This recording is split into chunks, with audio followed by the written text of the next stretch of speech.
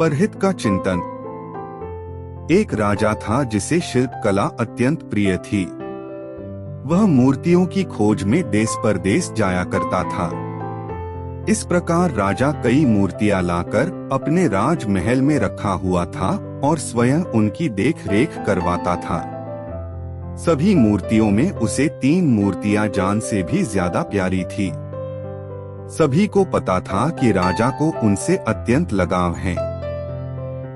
एक दिन जब एक सेवक इन मूर्तियों की सफाई कर रहा था, तब गलती से उसके हाथों से उनमें से एक मूर्ति टूट गई। जब राजा को यह बात पता चली तो उसे बहुत क्रोध आया और उसने उस सेवक को तुरंत मृत्युदंड दे दिया। सजा सुनने के बाद सेवक ने तुरंत अन्य 2 मूर्तियों को भी तोड़ दिया। यह देखकर सभी को आश्चर्य हुआ।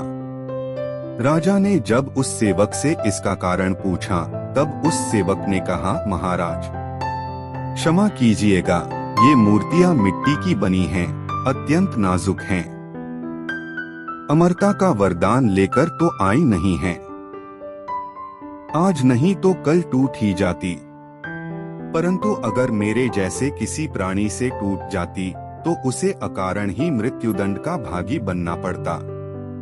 मुझे तो मृत्यु दंड मिल ही चुका है, इसलिए मैंने ही अन्य 2 मूर्तियों को तोड़कर उन 2 व्यक्तियों की जान बचा ली। यह सुनकर राजा की आंखें खुली की खुली रह गई। उसे अपनी गलती का एहसास हुआ और उसने सेवक को सजा से मुक्त कर दिया। सेवक ने राजा को सांसों का मूल्य सिखाया, साथ ही सिखाया कि न्यायाधीश के आसन पर बैठकर अपने निजी प्रेम के चलते छोटे से अपराध के लिए मृत्युदंड देना उस आसन का अपमान है। एक उच्च आसन पर बैठकर हमेशा उसका आदर करना चाहिए।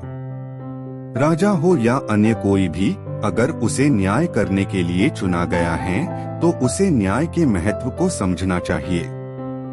मूर्ति से राजा को प्रेम था, लेकिन उसके लिए सेवक को मृत्युदंड देना न्याय के विरुद्ध था। न्याय की कुर्सी पर बैठकर किसी को भी अपनी व्यक्तिगत भावनाओं से दूर हटकर फैसला देना चाहिए। राजा को समझ आ गया कि मुझसे कई गुना अच्छा तो यह सेवक है जिसने मृत्यु के इतना समीप होते हुए भी परहित का सोचा। राजा ने सेवक से पूछा कि अकारण मृत्यु को सामने पाकर भी तुमने ईश्वर को नहीं कोसा, तुम निडर रहे। इस संयम, सम स्वभाव तथा दूरदृष्टि के गुणों के वहन की युक्ति क्या है? सेवक ने बताया कि आपके यहाँ काम करने से पहले मैं एक अमीर सेठ के यहाँ नौकर था। मेरा सेठ मुझसे तो बहुत खुश था, लेकिन जब भी कोई कटु अनुभव होता तो वह ईश्वर को बहुत गालियां देता था। एक दिन सेठ ककड़ी खा रहा था।